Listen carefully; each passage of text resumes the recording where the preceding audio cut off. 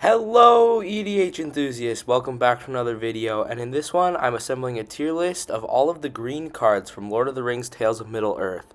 This tier ranking is based on limited play, modern play, and commander play, and also based on flavor. This is my opinion, and feel free to argue with me in the comments below, and let's get into it. Before we get started with the tier rankings, I'd like to announce that I will be playing in the Early Access event on June 15th and 16th. Make sure to look out for those videos as they are released across those 2 days. First green card in the F tier is Radagast the Brown. This 4-mana 2/5 has a wild ability that makes you want to run all creatures that don't share any types. Don't get me wrong, I think this is a great commander to build around, very challenging deck to build, but I don't see it very good in limited. If this is the mythic you pull, you'll be pretty sad.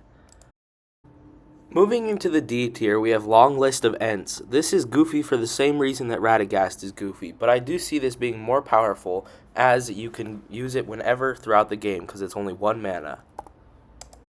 Starting off the C tier, we have Elven Chorus. This 4-mana enchantment allows us to play creatures from the top of our library and gives all of our creatures tap, add 1 mana of any color.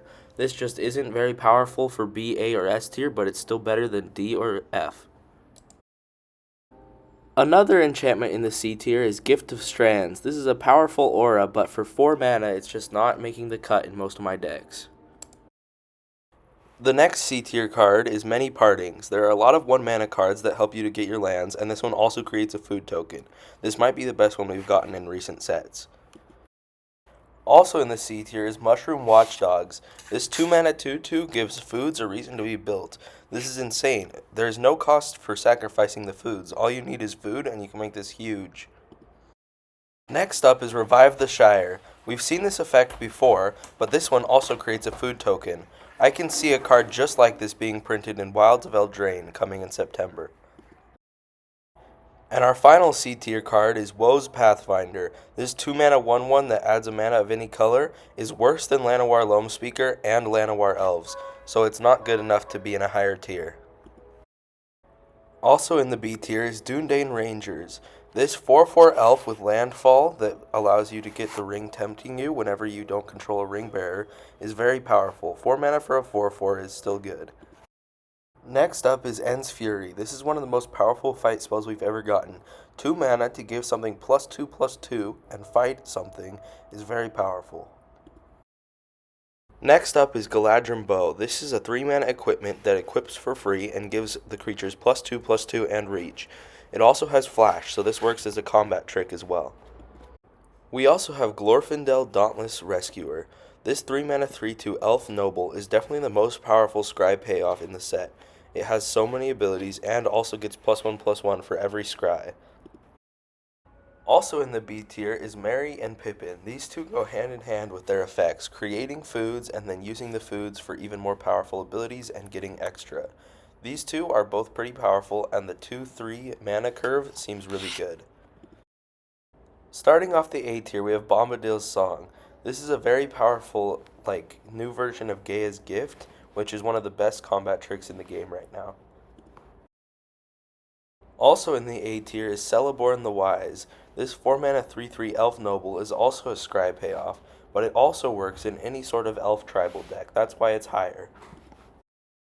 Entus Restoration is also an effect we've seen a lot, but this one has the opportunity to get up to 3 lands for your 1 sacrifice land. This is a huge ramp spell for most commander decks. Next up we have Generous Ent. The fact that this can force cycle for 1 and is also a 5/7 with reach makes it great on blocking and great in the early game. Next up we have Mirkwood Spider. This makes it very hard to block your legendary creatures because if you're giving them all Death Touch, then people don't want to lose their big stuff when they block your legends. This is great for commander because if your commander doesn't get blocked, it doesn't die. Next up is Pippin's Bravery. This is a great combat trick. Giving something +4/+4 for 1 mana and a food token is great. +2/+2 for 1 mana isn't the best, but it's still great.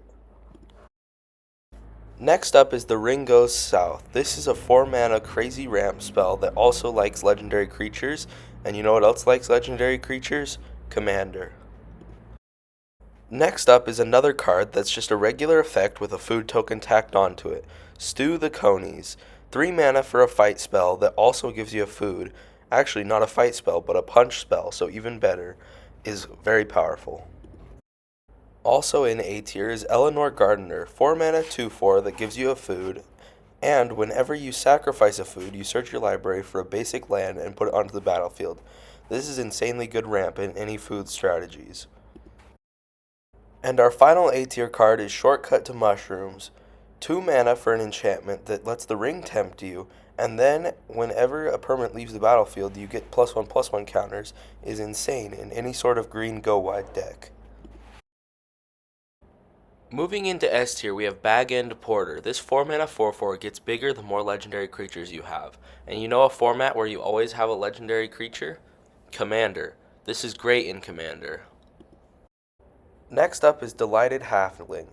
Who doesn't want a Cavern of Souls for your commander that's also a 1/2 creature for 1 mana?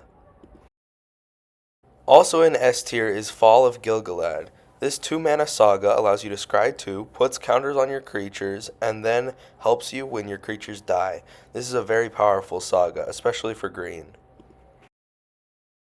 Next up is Fangorn Tree Shepherd. This is perfect for any sort of Toughness Matters deck because it's a 4/10, and also perfect for Treefolk Tribal, a tribe that hasn't gotten a good commander in a long time. And with Fangorn comes the last March of the Ents, another Treefolk Tribal card that also cares about toughness. It gives you a ton of cards in mono green. Also in S tier is Legolas Master Archer. This 3 mana 1/4 Elf Archer is a perfect Tron commander if you want to be in Lord of the Rings themed deck. And we have yet another Treefolk Matters card with Quick Beam Upstart Ent. This 5/6 for 6 gives you +2/+2 whenever you cast a Treefolk. And last but not least is Galadriel Gift Giver, a 5 mana 4/4 Elf Noble that allows you to do crazy things whenever Galadriel Gift Giver enters the battlefield or attacks. +1/+1 counters, foods, and treasures are all options here. And this is your friendly reminder to expand the sphere by clicking that subscribe button and proliferating those like counters.